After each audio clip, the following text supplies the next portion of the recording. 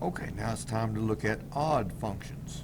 And the first thing we're going to talk about is how not to determine if a function is odd. And so the degree of a function does not determine if it's odd.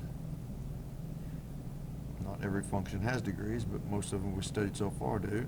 The degree of a function does not determine if the function is odd.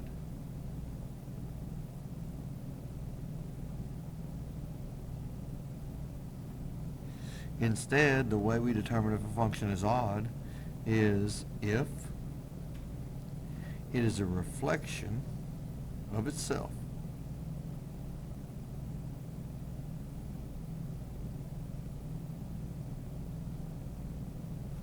across the origin.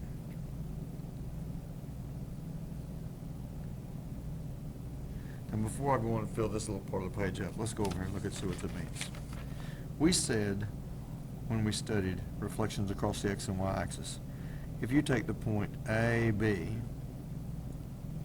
and you reflect it across the x-axis, it will become the point A, negative B. If you take the point AB and you reflect it across the y-axis, it would become the point negative A, B.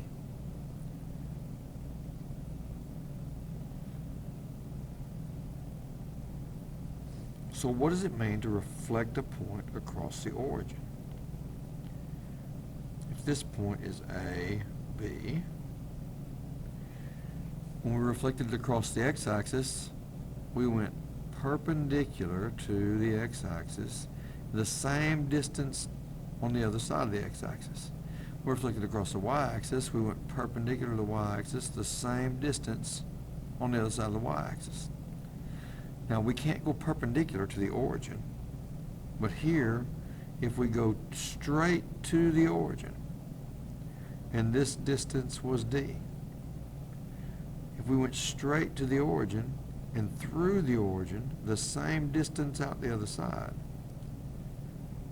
this point would be a reflection of this point across the origin. So it just means that the 2 points lie on a straight line, both the same distance from the origin. The straight line through the origin, both the same distance from the origin. And it just so happens, if you look at this triangle, these two triangles would be congruent. And that means this distance is A, and this distance is A, but in the other direction, so this point has x-coordinate negative A. And this distance is B, the height of the point above the x-axis. And this distance would also be B, so that would make this y-coordinate the opposite of B, or negative B. So the coordinates of this point, A, B, under a reflection across the origin, become the point negative A, negative B. So how can we look at that on a graph? If we look at the graph of a function, and every point, let's look at this graph.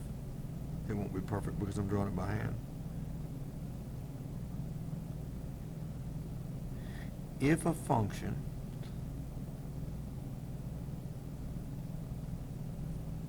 remains unchanged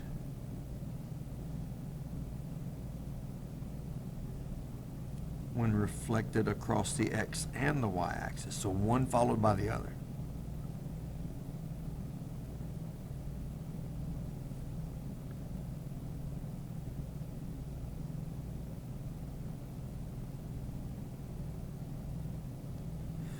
then it is an odd function.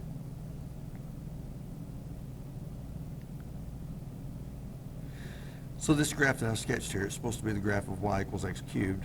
And if we reflected it across the x-axis, or the y-axis, I'm sorry, we would get this graph. And then if we reflected that graph across the x-axis, we would get the same graph we started with. That means this is an odd function. It's a reflection of itself across the origin. Analytically, I ran out of room here, so I'm going to tell you up here. Analytically, if a function is odd, if f of x is an odd function,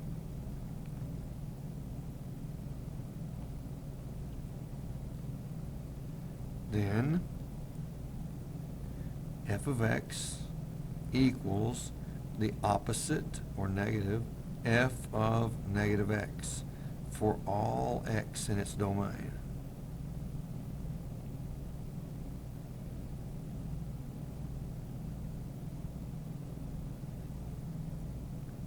Think about it. If we take out the negative in front, that's a reflection across the y-axis. So if we reflect it across the y-axis, then a negative out front means we reflect it across the x-axis.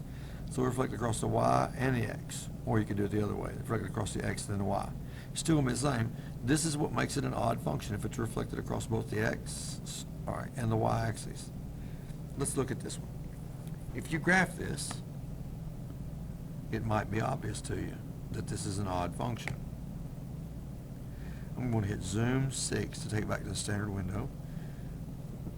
Then I'm going to do y equals. I'm going to clear y1, and I'm going to type in f of x equals 1 divided by x, or 1 over x.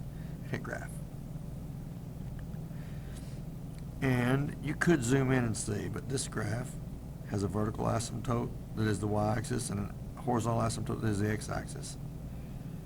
And if you reflected it across the y-axis, it would go this way, and then reflect it again across the x-axis, and it would be itself again. This is an odd function. Let's try this analytically. Let's compare f of x to negative f of negative x. And so this would be negative, and then f of negative x is 1 over negative x. Negative times negative makes positive, so this becomes 1 over x, which means f of x equals negative f of negative x. Therefore, f of x is an odd function.